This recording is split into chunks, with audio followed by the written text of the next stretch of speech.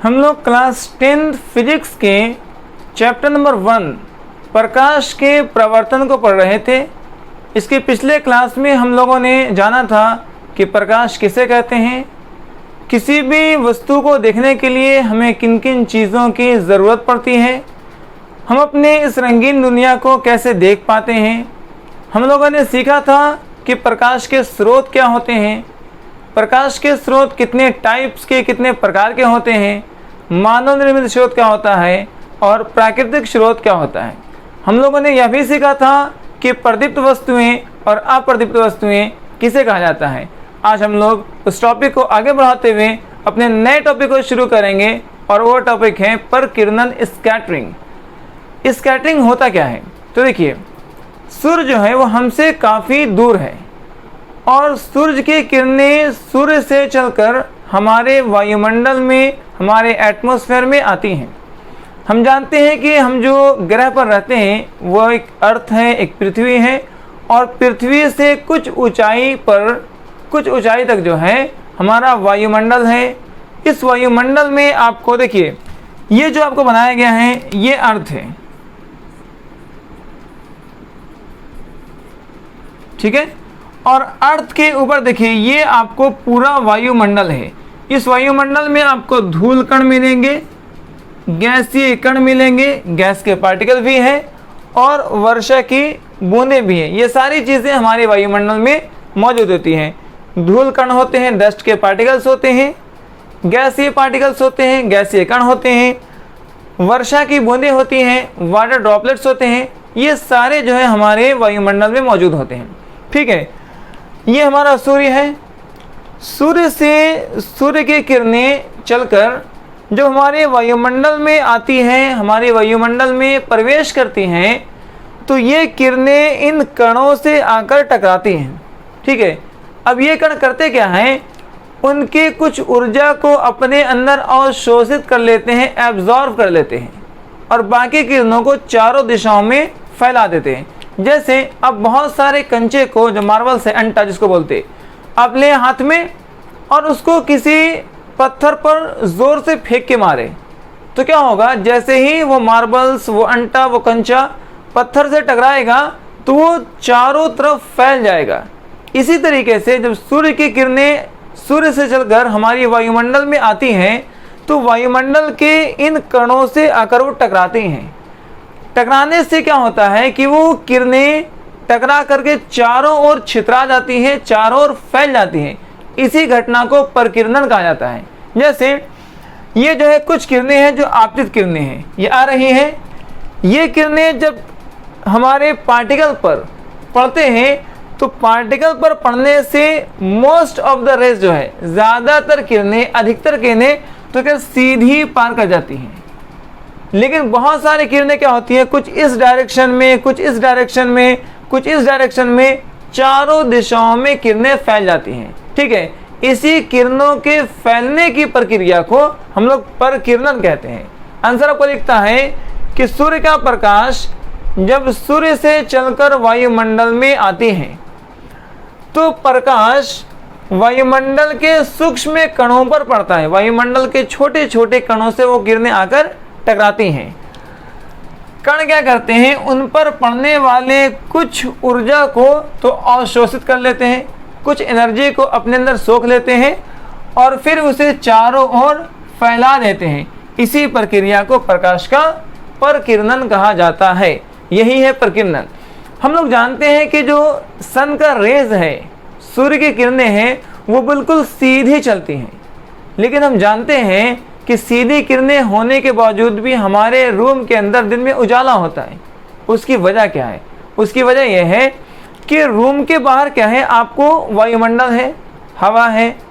उस हवा में, उस एयर में आपको कई तरह के पार्टिकल्स हैं, धूल कण भी मौजूद है, डस्ट के पार्टिकल्स भी उड़ते रहते हैं, गैसीय कण भी हैं, गैसियस पार्टिकल्स भी होते हैं, वाटर ड्रॉपलेट्स भी होती हैं, वर्षा की बूंदें भी होती हैं। जब सूर्य की किरणें उन कणों पर टकराती हैं तो कण जो है उन किरणों को चारों दिशाओं में फैला देती हैं और वही फैलती हुई किरणें हमारे घरों में खिड़की से या दरवाजे से या वेंटिलेटर से जहाँ से उनको जगह मिलता है वो उसके थ्रू अंदर आती हैं और जिससे हमारे घर में दिन में उजाला होता है। तो ये है प्रकीर्णन। अब इसका स्क्रीनशॉट कर लीजिए।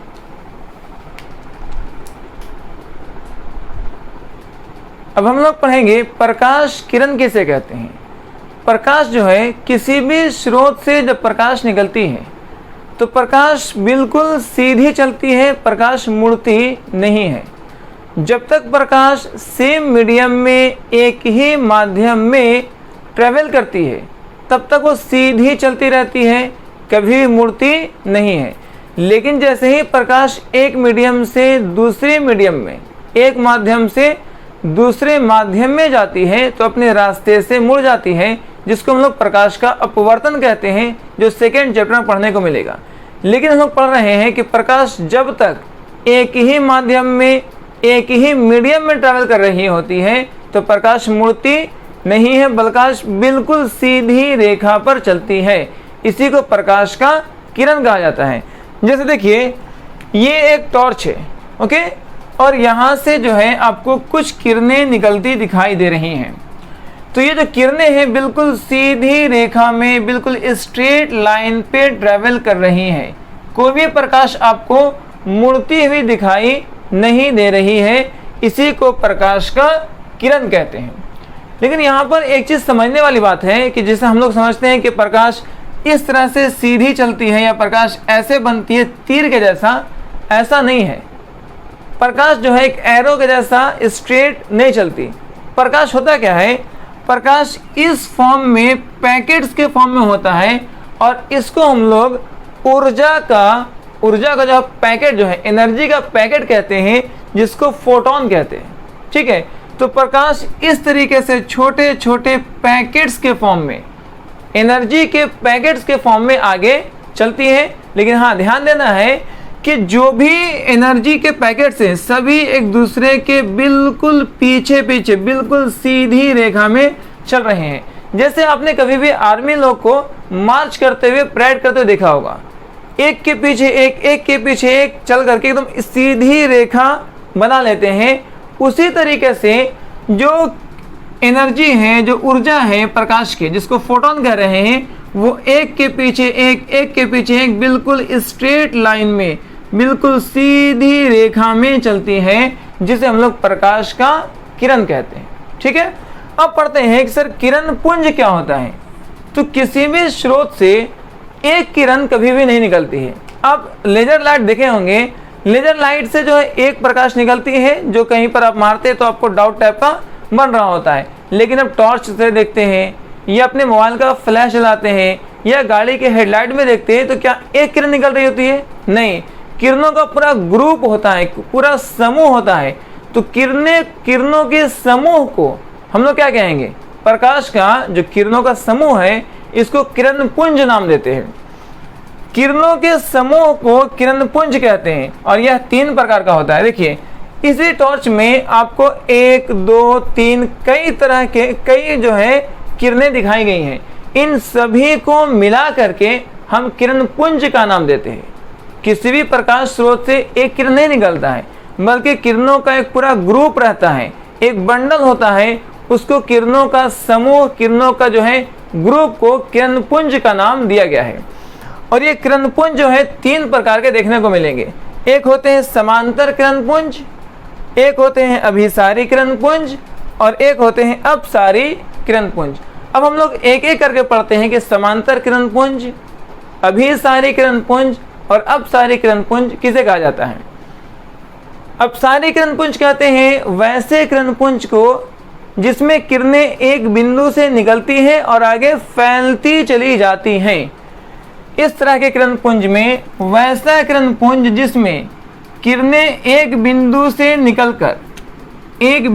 निकल रही हैं और आगे फैलती जा रही हैं, इस तरह के किरण पुंज को क्या बोलेंगे? अपसारी किरण पुंज कहेंगे। यहाँ पर देखेंगे कि इसमें 2 किरणों का बीच की जो दूरी है वो बढ़ता जा रहा है। यहाँ पर 2 किरणों का बीच की दूरी कम है, जबकि यहाँ बीच का दूरी ज़्यादा हो रहा है।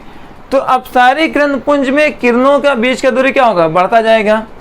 सेकेंड आते हैं समांतर किरण पुंज। नाम से ही पता चल रहा है कि वैसा किरणपुंज होगा जिसमें किरणें आपस में समांतर होंगी, ना तो फैल रही होंगी ना तो एक बिंदु पर मिल रही होंगी। वैसा किरणपुंज जिसमें किरणें आपस में समांतर रहती हैं, इसमें किरणें ना तो एक दूसरे से फैलती हैं ना ही किरणें एक दूसरे से आकर मिलती हैं, बल्कि बिल्कुल समांतर चलती हैं। इस तरह के किरणपुंज को समांतर किरणपुंज कहेंगे। और बहुत दूर से जो किरणें आ रही हैं, वैसा किरणपुंज जो बहुत दूर से आ रहा हो उसको समांतर किरणपुंज मान लिया जाता है। जैसा कि आपको चित्र में दिखाया गया है कि सारे किरणें एक दूसरे के समांतर हैं। अब आते हैं अभिसारी किरणपुंज को। अभिसारी किरणपुंज में क्या होता है, किरणें फैलती हुई किरणें एक बिंदु पर जाकर मिल जाती हैं या आपको मिलती हुई दिखाई देती हैं, ऐसा लगता है कि वहां पर जाकर मिलेंगी। वैसा किरणपुंज जिसमें किरणें एक बिंदु पर मिलती हैं या आपको मिलती हुई दिखाई देती हैं, आपको ऐसा लगेगा कि किरणें सभी एक पॉइंट पर एक बिंदु पर जाकर मिल जाएंगी। इस तरह के किरणपुंज को अभिसारी किरणपुंज कहा जाता है। आप इसका स्क्रीनशॉट कर लेंगे। आज के लिए इतना ही, फिर नेक्स्ट क्लास में हम लोग अपने आगे के टॉपिक को पढ़ाई करेंगे। आज के लिए धन्यवाद।